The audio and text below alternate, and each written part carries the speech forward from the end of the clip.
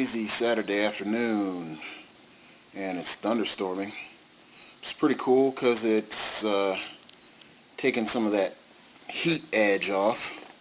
So I'm just chilling in the garage, got the hood up, about to do some quick work. Right, here I go jinxing myself again, talking about some quick work.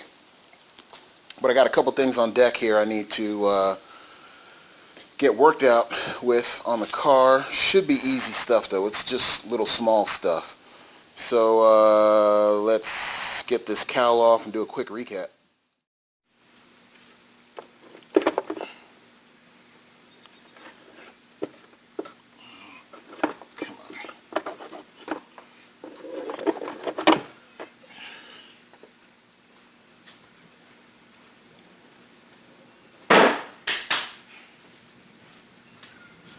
Alright, so if you guys recall, in the video I just did about changing my spark plugs, remember that I had noticed that I had some leakage here, and yeah, I got some poor venting going on out of the crankcase. It's probably why my spark plugs look so terrible. So I have a PCV valve on deck to replace. Right there is where it goes. It's like a spin top. I've never seen one like that, but anyhow, you're gonna just turn that knob and drop the new one in there, and hopefully it's not so bad that I gotta disconnect the hose and clean it or anything, but we'll see. I'll clean that up too. Let's see, what else do we got? This visor out of the way. Let's just pull it down and turn it so you can see. But the little clip here has snapped off. So my visor, whenever I'm driving, doesn't lock in place, and it just jiggles like that. It's pretty annoying. So simple little piece should lock in place like that and keep it still. So I got a replacement bracket for that. And then up here on the dash you can see where the defogger vent for the window is coming out.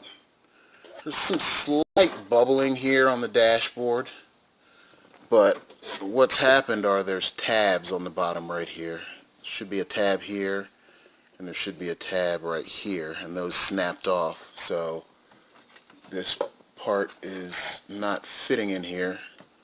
You can see it pops out. If the tabs are in, it would stick.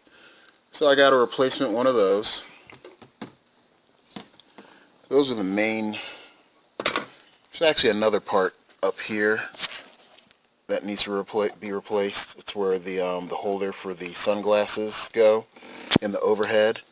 But they sell this whole piece as one big unit, and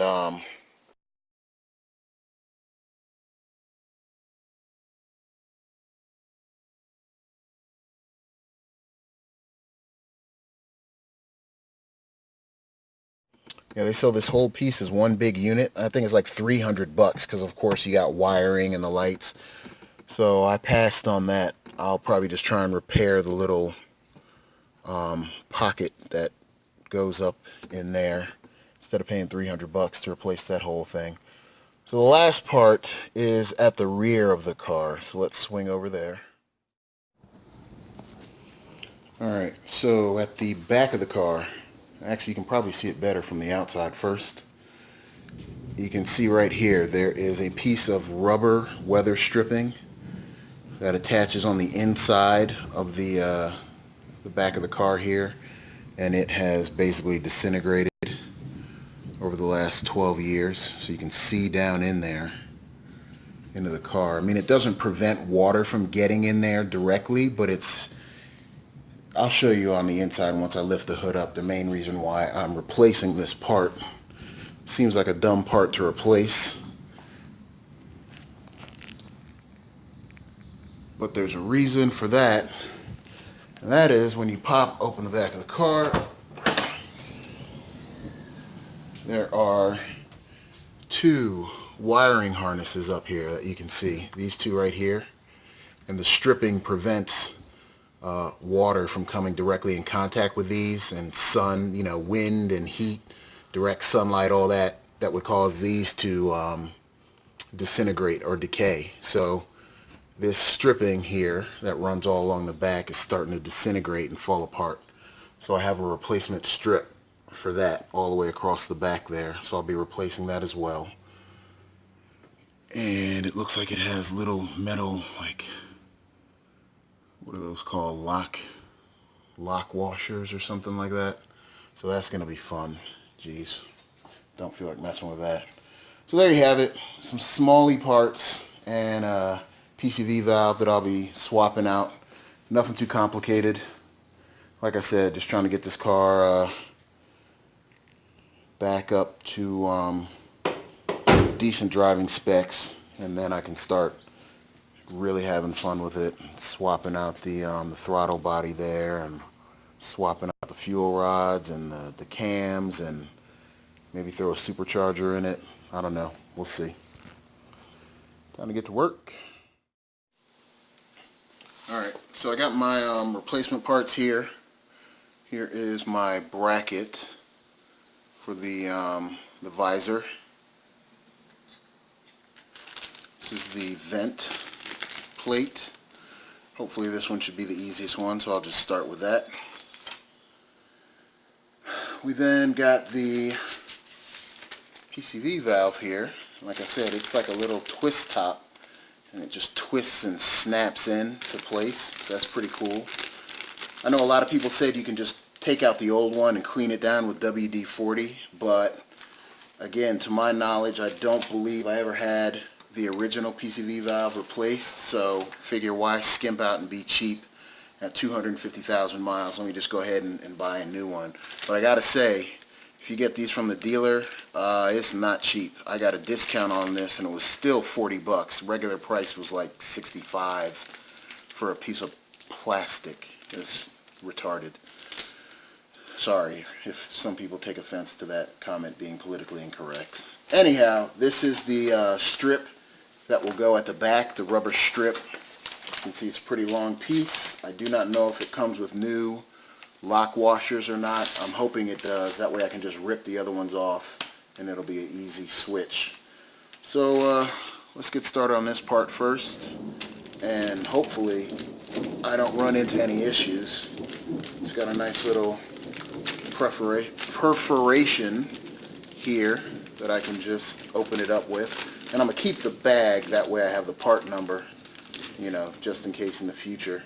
What I actually want to do for a lot of the parts in this car, because even though the car is solidly built, in my opinion, I know some people are going to say it's a piece of junk Chrysler, but I've had no problems with my car, major mechanical issues.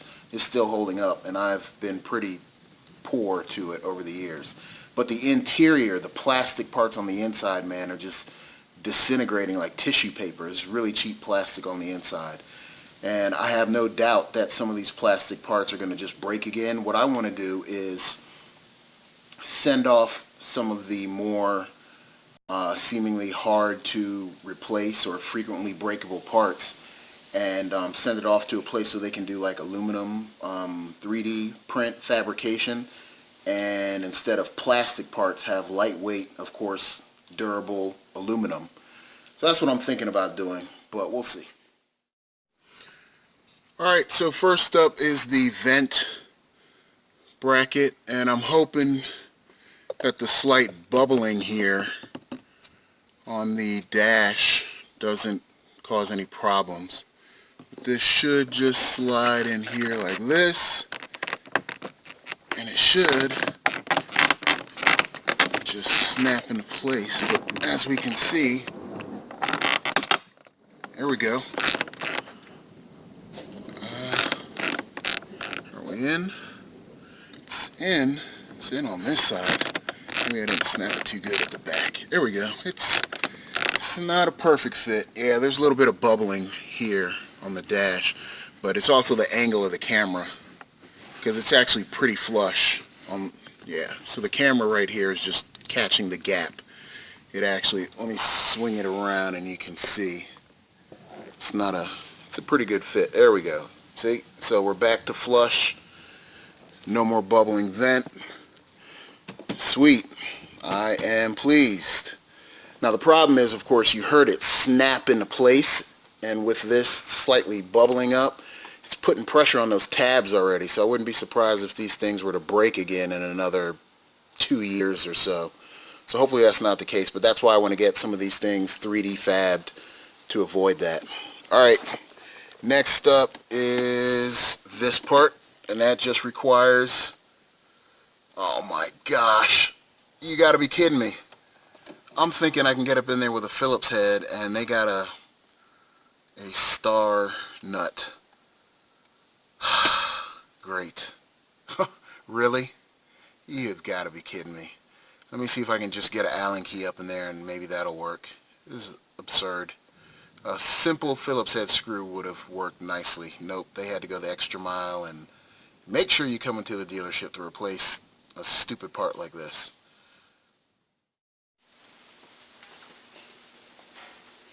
Alright, so despite the money-grubbing engineers trying to incorporate planned obsolescence into the car, or planned failure, because they know these cheap parts that they put in the car are going to break, and so they want you to come to the dealer and get them fixed. So instead of putting in just a regular, you know, Phillips head screw, they put in this special cheeky star pattern, so you can't get in there with a regular screwdriver, and the person says, oh man, I got to take it to the dealership. So just FYI, if you ever come across one of these, usually an Allen key can kind of get into one of these and lock in enough. It doesn't have to have the exact star pattern, and I found an Allen key that was able to get this screw out. Because, I mean, really, who has a star pattern, you know, screw head or screwdriver head in their toolkit that would fit this? I mean, I'm sure somebody does, but most people don't. So that's them trying to be slick, but I got it out. Luckily it wasn't, you know, in there with Loctite or anything. So old part comes out, and we're going to go ahead and get the new part in. So that's going to be 2 for 2. So far so good.